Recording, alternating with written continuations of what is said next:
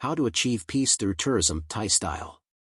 Millions of Thais would love to visit the state of Palestine, for leisure and business, to create jobs, income and prosperity for the people of Palestine. This may come as a shock to many, but the people of Thailand, the land of the free, are uniquely placed to help bring peace to the Middle East. How so? Very simple. Just visit both Israel and Palestine, see and experience the reality for themselves. A nice, peaceful way of establishing the truth and then deciding whom and what to believe. Because the truth, and truth alone, will set Palestine free. Why are the Thai people so uniquely placed to play this role? In fact, why should they bother at all? For many reasons. Within the next few weeks, the fate of the remaining 8 Thai hostages, be it good or bad, will again dominate the headlines.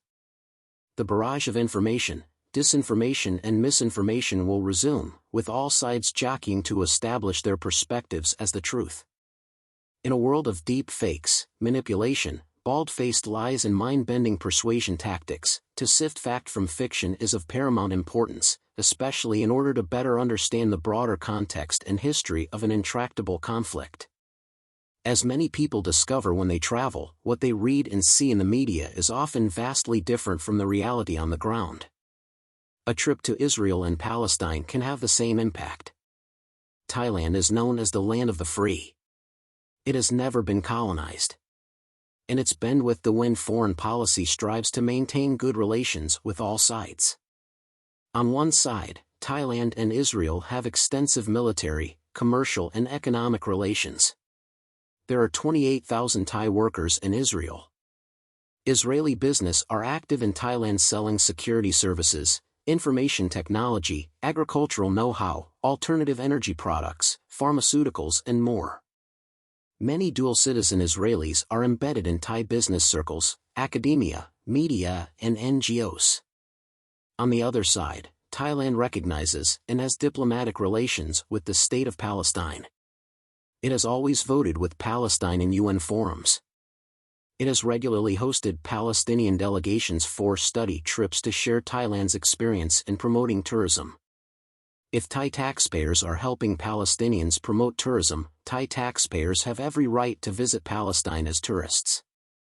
At the ITB Berlin in March 2024, the Israelis had a pavilion to promote tourism for peace. The Thai people should take them up on that. That's when the experiencing is believing challenge will begin. The first step is a visa application. Israelis can visit Thailand with no visa. But Thais need visas to visit Israel. Monitor the process. Check out the documents required, the interview, the attitude of the Israeli consular officers, the content and quality of questions asked. Then ask about getting access to Palestine. See what happens. Although Thailand recognizes the state of Palestine, access to the state of Palestine is controlled by Israel, an occupying power in violation of all international law. Millions of Thais would love to visit the state of Palestine, for leisure and business, to create jobs, income and prosperity for the people of Palestine. But they need Israel's permission first. So, even if they don't want to visit Israel at all, just Palestine, they still have to apply for a visa and submit to an interrogation and security check by an Israeli immigration/security officer. In fact, many Thais do visit Palestine as part of strictly controlled religious tours. But they have to go through an Israeli border control checkpoint, either via the Allenby Bridge on the Israel-Jordan border or via Tel Aviv Airport. If the Israelis have a file on anyone for pro-Palestinian activism, that individual will be subjected to extra scrutiny. A Thai Muslim will be treated very differently from a non-Muslim. For those who get there, check out the segregated highways, the checkpoints, the living conditions of the local people. See the vast contrasts between life in Israel and life in the occupied West Bank. Talk to local people and hear their stories. Then go to the southern part of Israel and look across at the utter destruction of Gaza.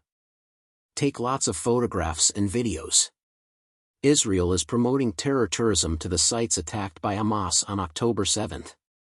Come back home and post them on social networks.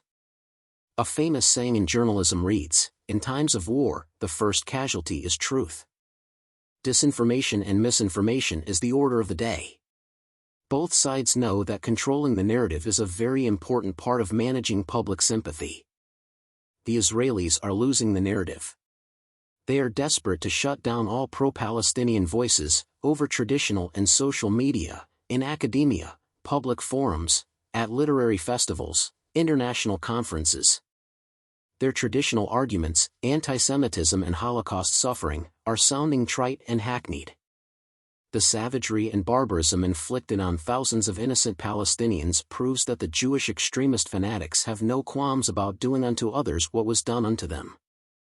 In spite of getting voted down in UN forums by the vast majority of countries, including Thailand, Israel faces no sanctions, no backlash.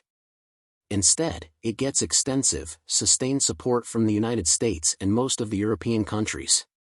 The source of this might-is-right power is becoming apparent.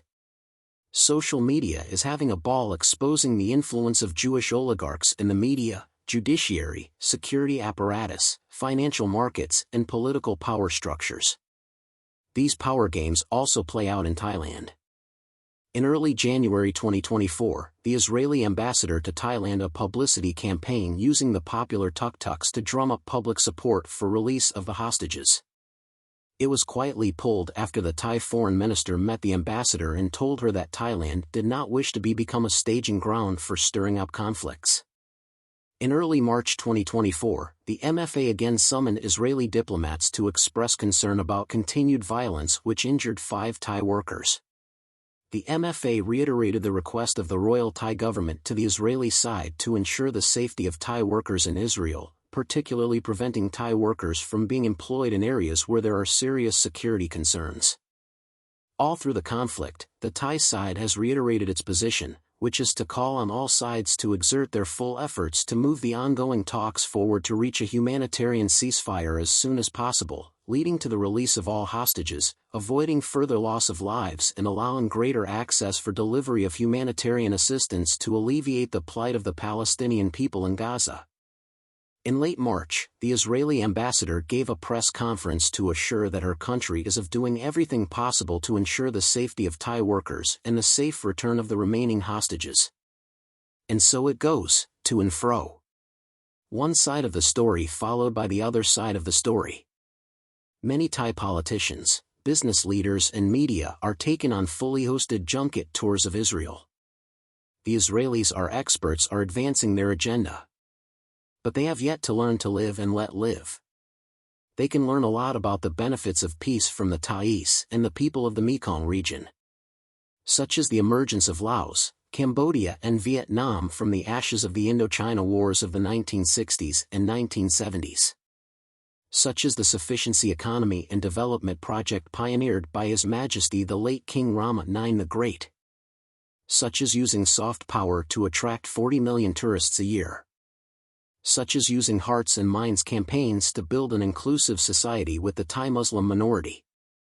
Peace and stability are critical to the economic future of Thailand. Travel and tourism is now as a source of national security. Thailand needs to be very careful of external attempts to disturb the peace if it does not want to become another Sri Lanka or Myanmar. Never for a moment believe that it cannot or will not happen here. Even peaceful mountain kingdoms like Nepal, birthplace of the Lord Buddha, have seen their share of violent upheavals.